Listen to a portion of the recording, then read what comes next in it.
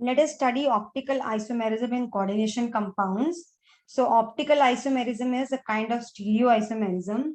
Now what are optical isomers? See, there is a term called plane polarized light. Plane polarized light. Now, what is a plane polarized light? Before understanding optical isomerism, let us study a little about plane polarized light. See, normal lights keep on moving in all direction. When this light is made to move only in one direction, like this is known as plane polarized light. That is moving only in one direction. It is plane polarized.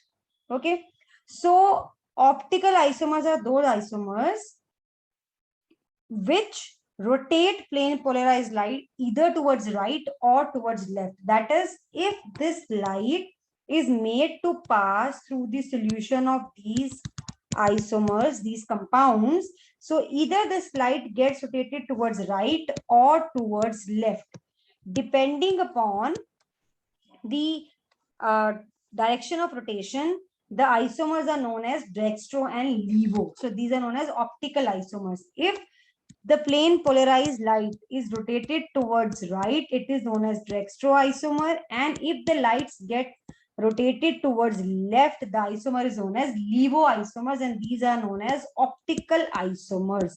And this type of isomerism is known as optical isomerisms.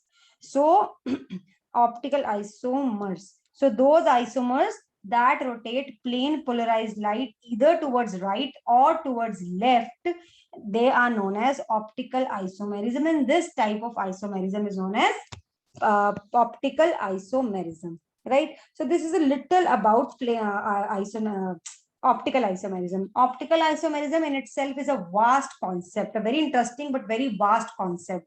Okay, so for a compound to exhibit this type of isomerism, it has to be asymmetric. Asymmetric matlab its mirror image should be non superimposable. मतलब अगर हम इस कोई for example अगर मैं बात करती हूँ यहाँ पे, now this is a symmetrical letter L. A is a symmetrical letter. So अगर मैं बात करूँ इस पर्टिकुलर उसकी लेटर की, इट इज सिमेट्रिकल. इसकी जो मिरर इमेज है वो इस पे सुपर इम्पोजेबल है. सो ऐसे कंपाउंड जिनकी image mirror image superimposable ho, they do not exhibit optical isomerism. For the compounds to exhibit optical isomerism, they should possess unsymmetry. जैसे कि फॉर एग्जाम्पल देखिए इसमें ये सिमेट्री है, प्लेन ऑफ सिमेट्री है. अगर ध्यान से देखें तो अब मैं लेटर बी एग्जाम्पल ले लूं, इसकी मिरर इमेज ये होगी. So this is a non super imposable mirror image. Non super imposable मतलब उसकी मिरर इमेज को उसके ऊपर रखें तो ये नॉन सुपर इम्पोजेबल है. सो ऐसे कंपाउंड जिनकी जब हम ड्रॉ करते हैं, जिनको हम, तो उनकी जब मिरर इमेज होती है, जब 3 डायमेंशन में जब उनकी मिरर इमेज जो हम जब उनको ड्रॉ करते हैं, तो जो उनकी मिरर इमेज होती है, अगर वो नॉन सुपर इम्पोजेबल है, so they exhibit optical isomerism. So by this I don't mean कि these letters exhibit optical isomerism. I am giving an example of symmetry and or asymmetry. So ये asymmetrical है letter. So in the same way compound के जो structures होते हैं, अगर वो symmetrical होगा, अगर उसमें एक plane of symmetry होगा, तो उसकी मिरर इमेज उस पर सुपर इम्पोजेबल होगी और वो कंपाउंड ऑप्टिकली इनएक्टिव होगा. It will not exhibit optical isomers. So optical isomerism होने के लिए the compound should not possess an element of symmetry so that its mirror image is not superimposable and hence the compound becomes optically active. ये जो mirror images होती हैं इनको हम enantiomers बोलते हैं. These are known as enantiomers. Non-superimposable mirror images. Non-superimposable mirror images. So they are asymmetric molecules. So ये एक एग्जाम्पल था समझाने के लिए. अब हम एक्चुअल एग्जाम्पल्स करेंगे जिनमें आप देखेंगे कैसे कंपाउंड्स एग्जिबिट करते हैं optical isomerism based on asymmetry with in their molecule. अब आ जाते हैं कोऑर्डिनेशन कंपाउंड्स पे डायरेक्टली. सो अगर हम बात करें कोऑर्डिनेशन कंपाउंड्स की, तो कोऑर्डिनेशन कंपाउंड जिनका कोऑर्डिनेशन नंबर 2 होता है, 3 होता है, they do not exhibit optical isomerism because उनकी मिरर इमेजेस सुपरइम्पोजेबल हो जाती हैं. सेकंड है with coordination number 4, very common. Coordination number 4 वाले जो हैं वो बहुत कॉमन है. अब 4 में दो तरह के हैं, स्क्वायर प्लेनर एंड दूसरा होते हैं जिनकी शेप होती है टेट्राहेड्रल. जो स्क्वायर प्लेनर होते हैं वो सिमेट्रिक होते हैं एंड उनकी मिरर इमेजेस सुपरइम्पोजेबल होती हैं. So they are optically inactive. They are optically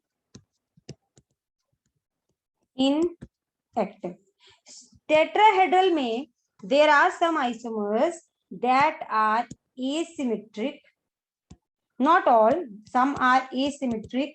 So some of them are optically active. Not all, some. Few are optically active.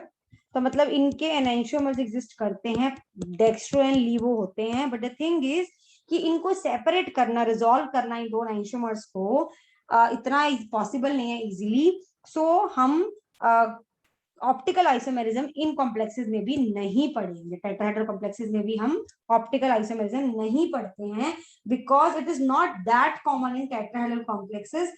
कुछ एग्जांपल्स हैं टेट्राहेड्रल के जहां पे ऑप्टिकल एक्टिविटी आएगी बट उनको रिजॉल्व करना इन आइसोमर्स को पॉसिबल नहीं हो पाता, इसीलिए हम इनमें नहीं स्टडी करते. तो हम स्टडी करेंगे कोऑर्डिनेशन नंबर 6 वाले यानी कि ऑक्टाहेड्रल कॉम्प्लेक्सेस में ऑप्टिकल आइसोमेरिज्म. कोऑर्डिनेशन नंबर 6 यानी कि ऑक्टाहेड्रल. अब ऑक्टाहेड्रल कॉम्प्लेक्सेस भी कई टाइप के होते हैं, तो सब जिनमें पॉसिबल है उनमें हम स्टडी करते हैं. तो अब हम इनको भी दो तरह में डिवाइड कर लेते हैं. सो हम बेसिकली मैं जो कहना चाह रही हूँ optical isomerism mainly octahedral complexes में स्टडी करेंगे. अब ये दो तरह के इसमें लिगेंड हो सकते हैं, एक विद मोनोडेंटेट लिगेंड्स, क्योंकि इसमें थोड़ा डिफरेंट तरह से हम शो करेंगे, दिखाएंगे आइसोमेरिज्म एंड एग्जांपल्स बदल जाएंगे. एंड दूसरे विद बाइडेंटेट चिलेटिंग लिगेंड्स, जो चिलेट रिंग्स बनाएंगे. ये मैंने पिछले आइसोमेरिज्म में भी यानी कि ज्योमेट्रिकल आइसोमेरिज्म में भी समझाया था, चिलेटिंग लिगेंड्स. अब इसके एग्जांपल्स जो हैं वो हो जाएंगे एम जो शो करते हैं A2 B2 CD, ये वाले n plus minus, sorry n plus minus again because complex पे चार्ज प्लस माइनस कुछ भी हो सकता है. ठीक है, तो मैं चाहूं तो मैं इनको ऐसे भी लिख दूं, फर्क नहीं पड़ेगा, बट ऐसे भी लिख सकते हैं हम n प्लस माइनस. देन हमारे आ जाएंगे m A2 B2 C2, तीनों लिगेंड्स 2 ईच टाइप के हो गए. ठीक है, देन हमारे आ गए m A2 दो सिमिलर, 4 डिफरेंट, ये हो गए. ठीक है, एंड हमारा जो एक और आता है वो आएगा जिसमें सारे लिगेंड्स अलग होंगे, 6 के 6 ये. ठीक है, अब सबसे पहले मैं इसकी बात कर लेती हूँ. ये शो करेगा, ये शो करेंगे, ये शो करेंगे. अब 6 बात कर लेती हूँ. ये ऑप्टिकली एक्टिव होते हैं, मतलब इसके आइसोमर्स बनते हैं, बट अगेन इनको रिजॉल्व करना पॉसिबल नहीं होता इनकी DNL फॉर्म्स को, इसलिए हम इनको भी स्टडी नहीं करेंगे. तो हम ऊपर वाले करेंगे जो मैंने पहले कराए हैं in case of a monodentate ligands. ठीक है, अब आ जाते हैं.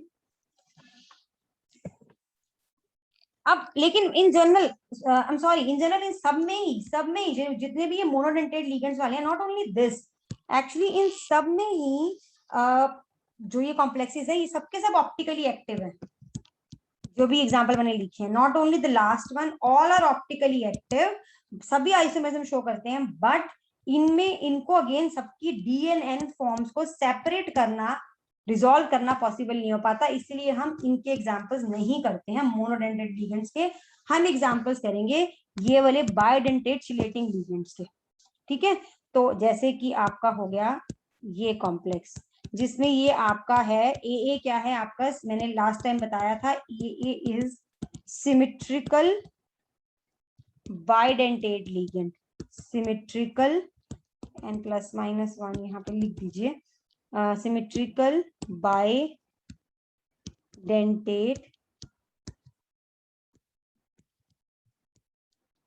लिगेंड। ठीक है, एंड सेकेंड एग्जाम्पल है आपका इस केस में M again A just a second 2BC, इसमें वही ए जो है आपका वो आपका है बाइडेंटेट सिमेट्रिकल लिगेंड है, एंड थर्ड केस है इसमें आपका ये मैं एग्जांपल्स के साथ आपको वन बाय वन एक्सप्लेन करती हूँ। तो हम कर रहे हैं फर्स्ट एग्जांपल ऑफ ये,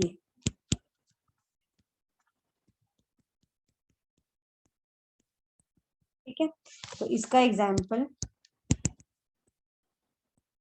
जैसे ये ethylene diamine is a symmetrical bidentate ligand. ठीक है, तो इसके आइसोमर्स कैसे ड्रॉ होंगे देखिए, ये कोबाल्ट है, ये ऑक्टाहेड्रल कॉम्प्लेक्स है, क्योंकि एक इथाइलिन डायमीन की 2 कोऑर्डिनेटिंग साइट होती है, तो 3 की 6 होंगी, तो 6 ही होती है ना, कोऑर्डिनेशन नंबर 6 ही होता है ऑक्टाहेड्रल कॉम्प्लेक्सेस का। तो ड्रॉ कैसे करेंगे, ड्रॉ ऐसे करेंगे,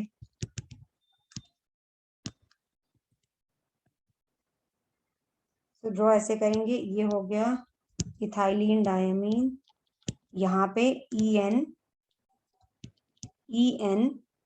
एंड ये EN, ये इसका एक आइसोमर हो गया विच इज डेक्स्ट्रोरोटेटरी, और दूसरा इसकी मिरर इमेज, अब ये एक कार्बन मॉलिक्यूल है, आई मीन इसमें जो है प्लेन ऑफ सिमेट्री नहीं है, तभी इसकी मिरर इमेज इस पे सुपर इम्पोजेबल नहीं है,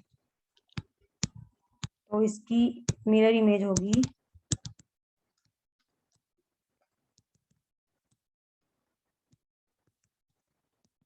ये, और इसमें आएगा EN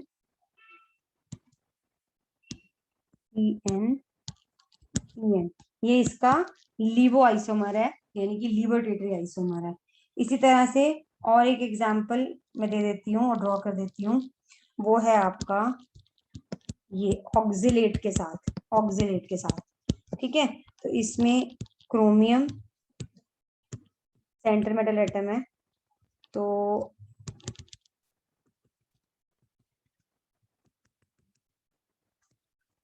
ठीक है, तो यहाँ पे ऑक्सिलेट OX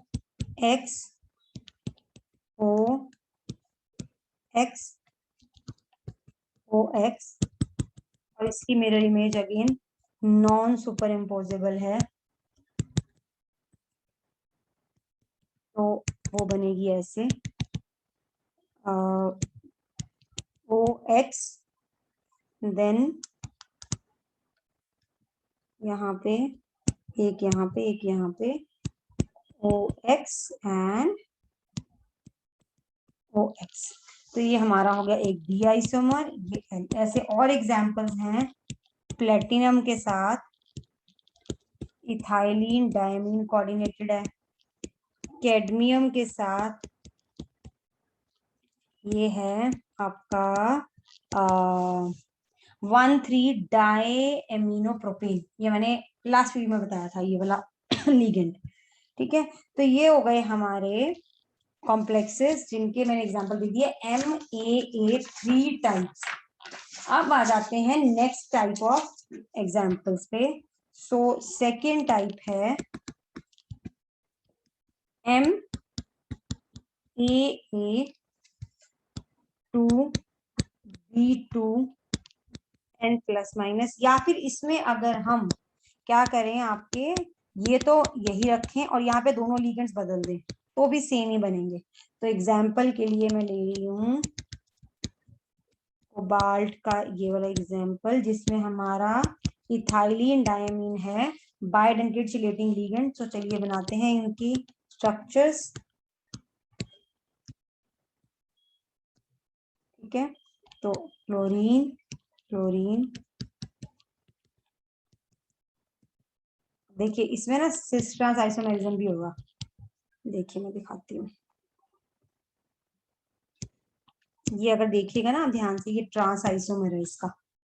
ठीक है, इसका ट्रांस आइसोमर इस पे सुपर इम्पोजेबल है, इसीलिए इसमें भी सिस ट्रांस आइसोमेरिज्म भी होगा, तो ये शो नहीं करेगा optical isomerism. Cl CN CN, ये देखिए ये ट्रांस आइसोमर है, ट्रांस ज्योमेट्रिकल से, और ये trans form of this is superimposable. तो ये जो अगर मैं ऐसे ड्रॉ कर रही हूं तो ऑप्टिकली इनएक्टिव है ये, दिस इज ऑप्टिकली इनएक्टिव। ठीक है जी, तो ये हमारा हो गया ऑप्टिकली इनएक्टिव। इसी का मैं अब मैं सिस आइसोमर बनाती हूँ, वो ऑप्टिकली एक्टिव होगा। देखिए कोबाल्ट, सिस में क्या होता है, एडजेसेंट पे होते हैं सिमिलर ग्रुप्स, तो यहाँ पे और यहाँ पे क्लोरीन, और आपका जो इथाइलिन डायमीन है वो एक यहाँ पे है और एक यहाँ पे है। ये देखिए ये सिस आइसोमर है, मतलब ये ज्योमेट्रिकल आइसोमरिज्म भी शो कर रहे हैं, और सिस आइसोमर जो है वो उसको ऑप्टिकली एक्टिव भी है, वो ऑप्टिकल आइसोमरिज्म भी शो कर रहा है। तो देखिए इसकी अगर हम मिरर इमेज बनाएंगे नॉन सुपर इम्पोजेबल बनेगी।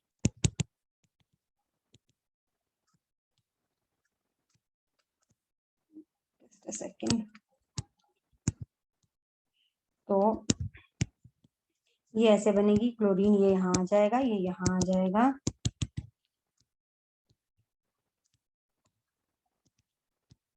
ये ऐसे आ जाएगा, और ये इथाइलिन डायमीन यहाँ आ जाएगा, और ये इथाइलिन डायमीन यहाँ आ जाएगा। तो ये इसका डी यानी कि डेक्स्ट्रो आइसोमर हो गया, ये इसका एल यानी कि लीवो आइसोमर हो गया। तो ये हो गया अनदर एग्जाम्पल ऑफ ये। अब यहाँ पे जैसे मैंने बोला ये दोनों डिफरेंट होंगे तो भी अगर एडजेसेंट पे होंगे तो सिस वाला शो करेगा आइसोमेरिज्म, ट्रांस वाला शो नहीं करेगा। अभी यहाँ पे दोनों क्लोरीन है, यहाँ पे दोनों डिफरेंट भी हो सकते हैं। चलिए थर्ड टाइप लेते हैं। थर्ड टाइप है MAABC, यानी कि जैसे ये एग्जांपल COCl En2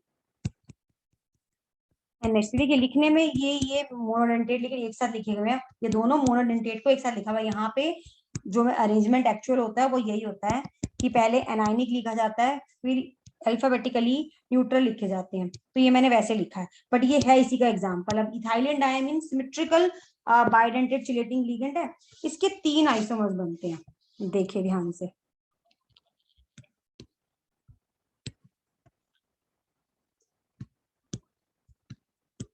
ये हो गया हमारा एमोनिया, ये क्लोरीन, और ये हो गया हमारा इथाइलिन डायमीन, इथाइलिन डायमीन, ये एक आइसोमर हो गया, और इसकी मिरर इमेज भी इसका ये ऑप्टिकली एक्टिव है, तो इसकी मिरर इमेज होगी NH3, और यहाँ पे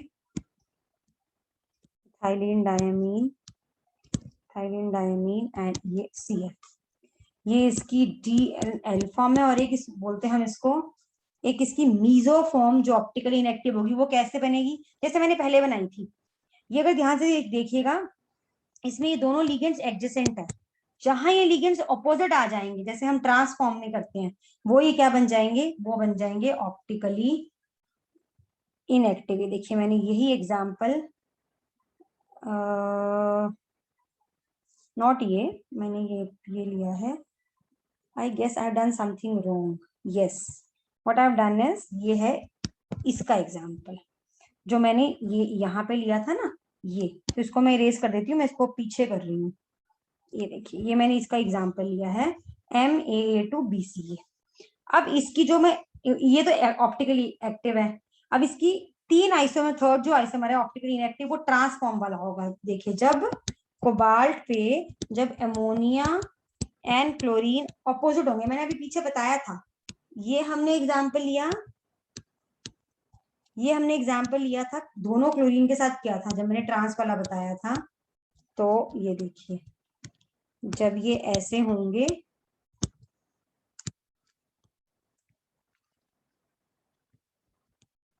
ये ऐसे, तो ये है हमारी, इसको बोलते हैं मीजोफॉर्म, और ये होती है ऑप्टिकली इनएक्टिव ऑब्वियसली बिकॉज इसकी मिरर इमेज इस पे सुपर इम्पोजेबल होगी। दिख ही रही है, ये सिमेट्रिकल है मॉलिक्यूल, ये मॉलिक्यूल सिमेट्रिकल है, तो इसकी मिरर इमेज इस पे सुपर इम्पोजेबल होगी, इसीलिए ये ऑप्टिकली इनएक्टिव होगा। अब हम करते हैं last example of the type MAA-B2C2। ये मैंने एग्जाम्पल स्टार्टिंग में कंसीडर किया है।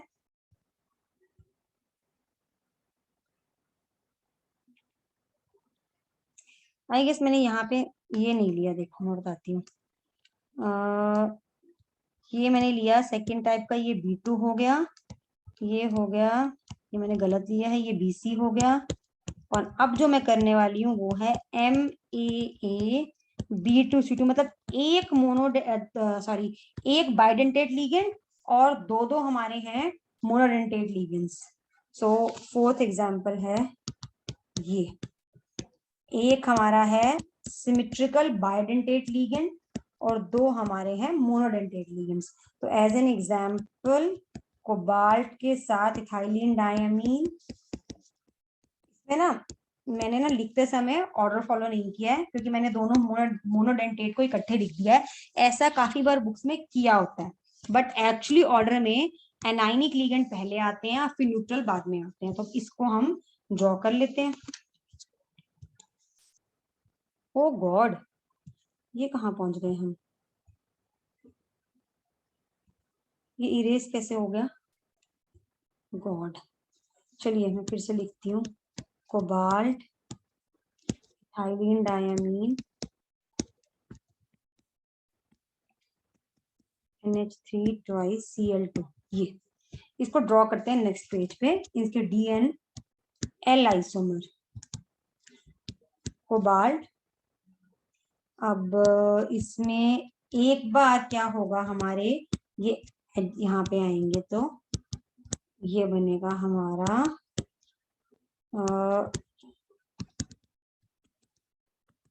एक आइसोमर।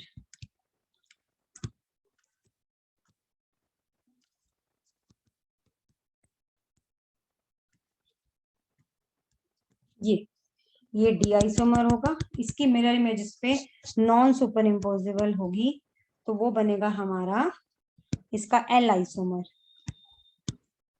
तो वो बनेगा ऐसे। एक्चुअली मैं यहाँ पे थोड़ी सी गड़बड़ कर रही हूँ ड्रॉ करने में, let me draw it again. So cobalt